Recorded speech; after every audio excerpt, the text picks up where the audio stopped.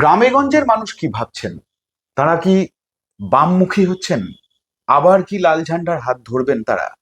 CPM কি আবার নতুন করে ফিরছে? এরকম একঝাঁক প্রশ্ন যখন নানান মানুষের মনে ঘুরে বেড়াচ্ছে, তখন এই উত্তর যিনি দিতে পারবেন, আজকে তার সঙ্গে রয়েছি, যিনি এই গ্রামগঞ্জের রাজনীতিটাই করেন, নিরাপদ সর্দার, ক্ষেত মজুর সংগঠনের সম্পাদক। নিরাপদা, আপনাকে বেঙ্গল পলিটিক্সে স্বাগত। আমি অভিষেক সেনগুপ্ত। আজ আপনাদের বেশ কিছু প্রশ্নের উত্তর নিরাপদার কাছে নিয়ে এসে হাজির হয়েছি। প্রথম যে জিনিসটা আমি জানতে চাই সেটা হচ্ছে যে সন্দেশখালী এবং ওই অঞ্চলের পরিস্থিতি কি বলছে, মানুষ কি চাইছেন, এবং সবচেয়ে বড় কথা যে সন্দেশখালীর যে বিক্ষোভ একটা সময় চরম জায়গায় পৌঁছেছিল, সারা দেশের পিন পয়েন্ট হয়ে গেছিল সন্দেশখালী। এখন কি সিচুয়েশন সেখানে? কি খানিকটা হলেও লাল ঝান্ডার ফিরে আসার পরিস্থিতি তৈরি হচ্ছে? আপনারা ইতিমধ্যেই দেখেছেন যে সন্দেশখালীতে আপনার তৃণমূল বিজেপি তারা প্রার্থী ঘোষণা করেছে। হুম তারা তাদের মতো প্রচার করছে, প্রচারের বহরও আপনার লক্ষ্য করছেন। হুম আপনারা দেখবেন যে তৃণমূলের প্রচারে অসংখ্য মহিলাদের উপস্থিতি। আচ্ছা। সুতরাং বাইরে থেকে আপনি মনে করতেই পারেন যে তৃণমূলের প্রচারে মহিলাদের এত ভালো উপস্থিতি, সুতরাং এই যে লক্ষ্মী ভাণ্ডার হুম সেটা অভূতপূর্বভাবে কাজ করছে। হুম আবার বিজেপি দেখবেন প্রচার করছে, সেক্ষেত্রেও বেশ কিছু তারা মহিলা জোগাড় করছে। হুম ফলে তাদের এই দুজনের প্রচার মাধ্যম এখন হয়ে দাঁড়িয়েছে, টার্গেট হচ্ছে মায়েরা। আচ্ছা।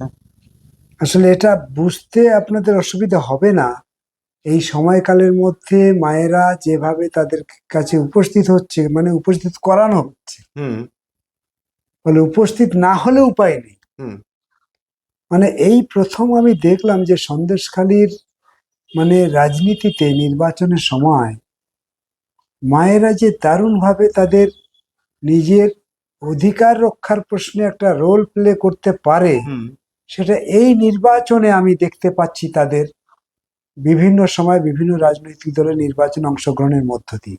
আচ্ছা। মানে সঙ্গে আছে, কিন্তু আসলে সে আপনার সঙ্গে নেই। বেশ। আপনি বুঝতেই পারছেন না যে তারা আপনার সঙ্গে আছে না নেই। হুম ফলে মায়েরা তাদের নিজের অধিকার প্রয়োগ করার মতন একটা পরিবেশ পরিস্থিতি উপলব্ধি করছে হুম যে আমি এবার আমার মতন করে ভোটটা দিতে পারবো, আমার ভোটটা কেউ কেড়ে নিতে পারবে না, হুম এইরকম মন মেয়েদের মধ্যে তৈরি হয়েছে। হুম এইটা দেখতে গিয়ে আমার এক পুরনো কথা মনে পড়ে যাচ্ছে, যে সন্দেশখালীতে যখন মানে কংগ্রেসের রাজত্বে পুলিশের অত্যাচার ছিল, যোদ্ধা জমিদারদের লেঠেলের জুলুম ছিল, হুম সেই সময় ক্ষুদিরাম ভট্টাচার্যরা সন্দেশখালীতে গিয়ে গরিব মানুষকে ঐক্যবদ্ধ করার চেষ্টা করেছে। হুম হেমন্ত ঘোষালরা ওই সময় গিয়ে কৃষক ক্ষেত মজুরদের সঙ্গে যোগাযোগ গড়ে তুলেছে। ওখানে মানে ওখানে যে প্রথম যে এমএলএ হয়েছিলেন আদিবাসী পরিবার থেকে উঠে আসা শরৎ সর্দার, তারা যখন তাদের সঙ্গে একসঙ্গে মিলে চেষ্টা করছে সন্দেশখালীর মানুষকে একটা জায়গায় করবে, সেই সময় পুলিশ লেঠেল এদের যা অত্যাচার তারা দেখতে পেলেই তাদের গলা কেটে ডাঁসা নদীতে ভাসিয়ে দেবে, বড় কলাগাছিয়াতে ছোট গাছিয়াতে কেটে ফেলে দেবে, এইরকম অত্যাচার ছিল। এইগুলো জানার পরেও মানুষ তাদেরকে শেল্টার দিয়েছিল, এবং সে কি শেল্টার! পুলিশ তাদেরকে ধাওয়া করেছে, মায়েরা তাদের পরনে কাপড় আড়াল করে তাদেরকে রক্ষা করেছে। অদ্ভুত ইতিহাস সন্দেশখালীর মায়েদের, মানে সন্দেশখালীর রমণীদের যে যে গুরুত্বপূর্ণ ভূমিকা তখন ছিল, মানে কি চেতনা তাদের, যে এদেরকে রক্ষা করতে হবে, হুম এদেরকে রক্ষা করতে না পারলে আমাদের জীবন যন্ত্রণা উপশম হবে না। তখনকার মায়েদের মানে এই সেই একই ভাবনা ছিল। ভূমিকা কি এখনো সেইটা এখন ভেসে উঠছে আমাদের সন্দেশখালীর মায়েদের। আচ্ছা। ওই যে লড়াই হচ্ছিল, হুম সেই লড়াই কেড়ে নিল বিজেপি, হুম সেই লড়াইটা দানা বাঁধলো না। হুম বিজেপি একটা অংশকে নিয়ে ভোট যুদ্ধে জয় করার চেষ্টা করছিল, আজকের সেখানকার রমণীরা মনে করছে হুম। আমাকে বাঁচতে গেলে আবার সেই পুরনো ইতিহাস, সেই লাল ঝান্ডায় ফিরে যেতে হবে। আপনি সন্দেশখালী থেকে বিধায়ক হয়েছিলেন, বলা হচ্ছে যে কার্যত আপনি আপনার উত্তরসূরি ঠিক করে ফেলেছেন। সন্দেশখালীর জন্য রবীন মাহাতোকে আপনি তুলে নিয়ে এসেছেন, তাকে এবার ভোটে দেখা যাচ্ছে। আপনার কি মনে হয় এই অতীত আবার 2016 সাল ফেরানো সম্ভব আপনার ছাত্রের মধ্যে দিয়ে? আমাদের রাজনীতি তো মানে ছাত্র শিষ্য এরকম তো হয় না। হুম। আমাদের রাজনীতিতে মানে শ্রেণীর লড়াই, গরিব মানুষের জন্য আন্দোলন, আন্দোলন করতে করতে উঠে আসা, উঠে আসতে আসতে কর্মী নেতা গড়ে ওঠে। স্বাভাবিকভাবে আজকে আমরা যাকে প্রার্থী করেছি রবীন মাহাতো, রবীন মানে খুবই পরিচিত, সে একেবারে মানে প্রান্তিক কৃষক পরিবার থেকে উঠে আসা, হুম। আদিবাসী পরিবারে সে বড় হয়েছে। শুনেছি খুব মানে শিক্ষিত। সেইখান থেকে তার লেখাপড়া কোথায়, ওখানে আমাদের গ্রামে গঞ্জে শহর শহরতলিতে মানে টাকি গভর্নমেন্ট কলেজ, সেখানে ভালো রেজাল্ট করেছে, সেখান থেকে চলে এসছে কলকাতা, ডাবল এমএও তার। একদম মানে কলকাতা ইউনিভার্সিটিতে সে পড়াশুনো করেছে। হুম। এবং কলকাতা ইউনিভার্সিটির ক্যাম্পাসে সে মানে জিএস এর দায়িত্ব পালন করেছে। এসএমএ তো জিএস ছিল, হ্যাঁ। হুম। মানে একটা আদিবাসী পরিবার গ্রাম থেকে উঠে এসেছে আর কলকাতার মতন জায়গাতে জিএস এর দায়িত্ব পালন করছে একটা আদিবাসী সন্তান। হুম। তার মানে বুঝতে হবে তার যথেষ্ট দক্ষতা এবং যোগ্যতা না থাকলে শহর শহরতলির মানুষ হুম। তাদেরকে এভাবে গুরুত্ব দেয় না। হুম। সেখান থেকে সে বড় হয়েছে, এমএ করেছে, এমএড করেছে, বিএড করেছে, হুম। একটা বিএড কলেজে সে অধ্যাপনা করে। হুম। ফলে লেখাপড়ায় অন্য প্রার্থীর তুলনায় অনেক এগিয়ে, হুম। অনেক এগিয়ে, হুম। এবং রাজনীতিতে অনেক এগিয়ে। হুম। আদিবাসী অধিকার মঞ্চ করে, আদিবাসীদেরকে একটা জায়গায় ভবিষ্যৎ নিয়ে সে আন্দোলন করে হুম। আদিবাসীদের জন্য। হুম। ফলে এইরকম একটা মানে সুশিক্ষিত সন্তান আদিবাসী পরিবারে, হুম। তার মানে মিষ্টভাষী, মানে মিষ্ট ব্যবহার, হুম। সবগুলো মিলে আজকের কিন্তু রবীন একটা জায়গা করে নিয়েছে সন্দেশখালীতে। আমি এই সময়কালের মধ্যে সন্দেশখালীতে যত দ্বীপগুলোতে ঘুরেছি, হুম। আর সন্দেশখালীতে মানে রবীনের বক্তৃতা, রবীনের আলোচনা, হুম। মানুষ মুগ্ধ হচ্ছে, মানুষ অদ্ভুতভাবে তাকে গ্রহণ করছে। হুম। ফলে তার এই গ্রহণযোগ্যতা এই সময়কালের মধ্যে সে যেভাবে বাড়িয়ে তুলেছে, হুম। তাতে আমার বুঝতে অসুবিধা হচ্ছে না যে এই রবীন আরো দুটো প্রার্থী বিজেপি এবং তৃণমূলকে অতি দ্রুত সে টপকে যাবে, এ বিষয়ে কোনো সন্দেহ নেই। আপনি তো ওই চত্বরটার তো 8খানা কেন্দ্রের বেসিক্যালি দায়িত্বে আছেন একসঙ্গে, মানে ক্রমাগত ছুটাছুটি করে যাচ্ছেন আর কি। তো কি রেজাল্ট হতে পারে, মানে আপনি সন্দেশখালী, হিঙ্গলগঞ্জ, স্বরূপনগর, এই পুরো জোনটাতে কিরকম রেজাল্ট হতে আপনি পারে? দেখুন, বসিরহাট লোকসভা কেন্দ্র তো হচ্ছে মানুষের মানে কৃষক, ক্ষেতমজুর, শ্রমজীবী অংশের মানুষের এলাকা। হুম। হুম। একটা অংশে আছে বর্ডার এরিয়া, হুম। আরেকটা অংশ সুন্দরবন, হুম। আরেকটা অংশ চাষের এলাকা, আরেকটা অংশ হচ্ছে নোনা জমিতে আচ্ছা। ফিশারি। আচ্ছা। ফলে এইরকম একটা বিচিত্র এলাকা। হুম। এই সমস্ত এলাকা একটা সময় বামেদের দুর্গ যেমন ছিল, বামেদের একটা স্বপ্ন ছিল যে বসিরহাট সাব ডিভিশনকে মানুষের মানে উন্নয়নের ক্ষেত্রে মানুষের আইকন করে তোলা।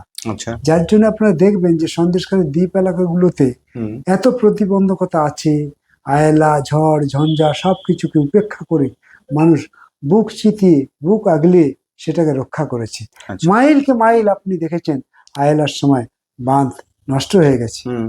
মানুষ ছুটে গেছে, মানুষই সেই আয়লার বাঁধ এক সপ্তাহের মধ্যে করে ফেললো। হুম। গভর্নমেন্টের পয়সা লাগলো না, হুম। মাটি দিয়ে তারা বাঁধ তৈরি করে ফেললো। হুম। এই হচ্ছে সন্দেশখালী, এই হচ্ছে বসিরহাট, বসিরহাটের মানুষের একটা চেতনা।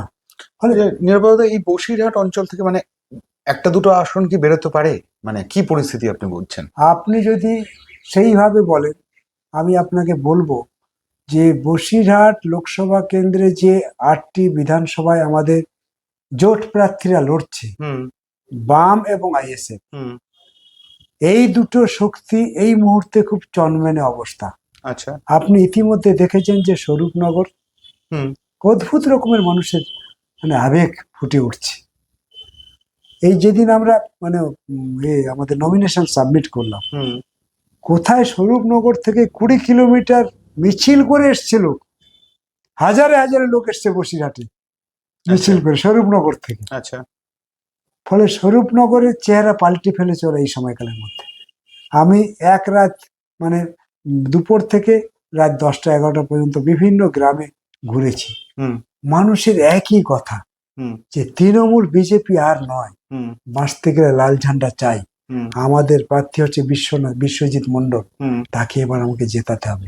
অ্যাডভোকেট হচ্ছে বিশ্বজিৎ মণ্ডল, আচ্ছা তাকে জেতাতে হবে। কম বয়সী ছেলে, হুম মানে মানুষ তাকে আঁকড়ে ধরছে। হুম আর যে সমস্ত জায়গাতে আমাদের আইএসএফ এর প্রার্থীরা লড়ছে, হুম আপনি যদি বলেন আমাদের হাড়োয়া, হুম মিনাখা, হুম দেগঙ্গা, হুম মানে বাদুড়িয়া, আপনার হচ্ছে বসিরহাট উত্তর, হুম আপনার সন্দেশখালী, হুম এই সমস্ত জায়গা আমাদের লড়াই করার মতন সেই রকম হিঙ্গলগঞ্জটাও তো আপনাদের হয়েছে না। পার্টি পড়ছে।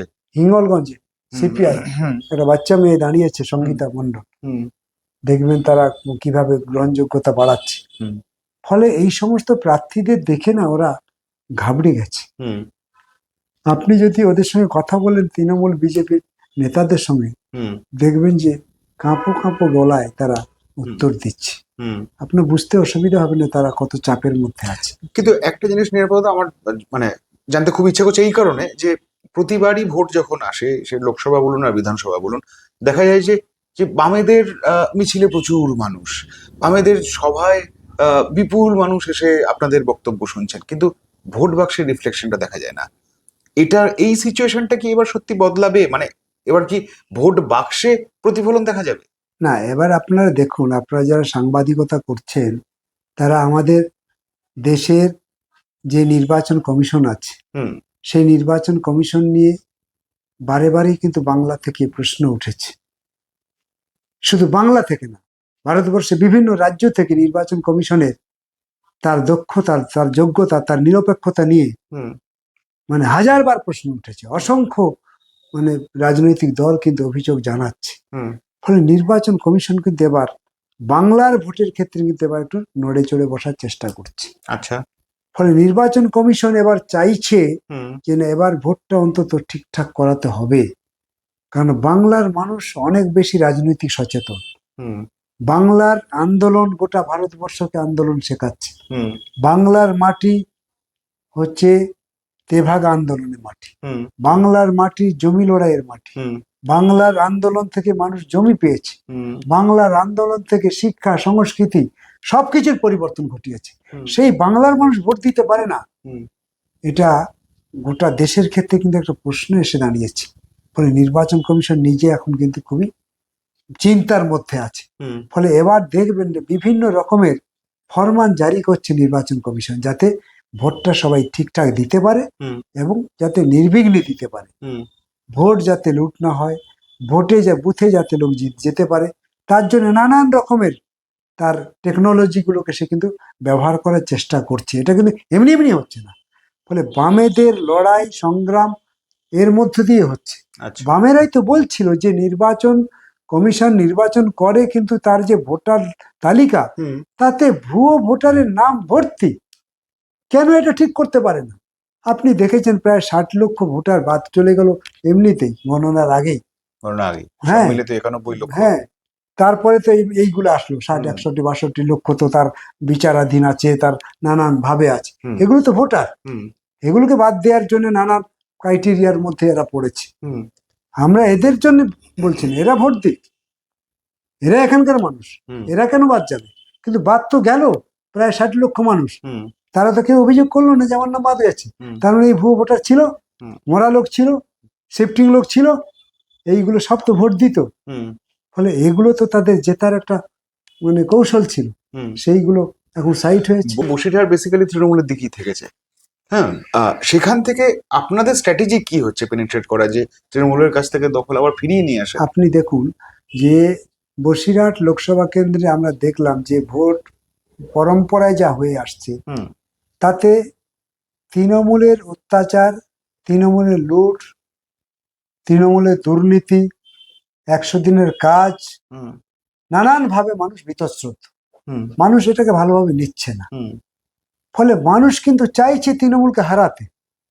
এটা কিন্তু এই বছরের জন্য না, হুম আপনি গত 3টে ভোট যদি লক্ষ্য করেন, দেখবেন যে মানুষ মানে বিজেপিকে ভোট দিয়ে তৃণমূলকে হারানোর চেষ্টা করছে। হুম মানে মানুষ মনে করছে যে বামেরা খুব দুর্বল হয়েছে, তৃণমূল বিজেপির মধ্যে যে গন্ডগোল, তাতে বিজেপি পারবে তৃণমূলকে হারাতে।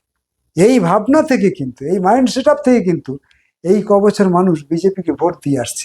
কিন্তু অদ্ভুত রকমের আপনি যদি দেখেন তার মানে এমনি গ্রাফ যদি আপনি দেখেন, যে যতবার মানুষ বিজেপিকে ভোট দিচ্ছে তৃণমূলকে হারানোর জন্য, ততবার বিজেপির আসন তৃণমূলের আসন বেড়ে যাচ্ছে, বিজেপির আসন কমে যাচ্ছে। বেশ। এই অঙ্কটা মানুষ এতদিন বুঝতে পারছিল না। আমরা পাড়ায় পাড়ায় গিয়ে বলার চেষ্টা করছি।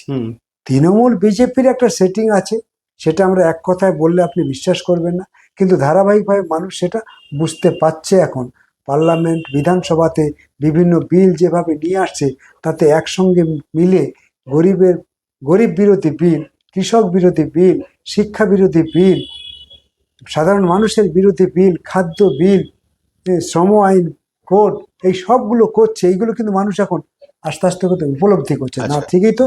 এবার বিজেপি তৃণমূলের যে গন্ডগোল, সেটাই মানুষের সামনে ওরা উপস্থিত করছে, মানুষ সেটাকে দেখছে। মানুষ কিন্তু এইগুলোকে সব আইডেন্টিফাই করছে।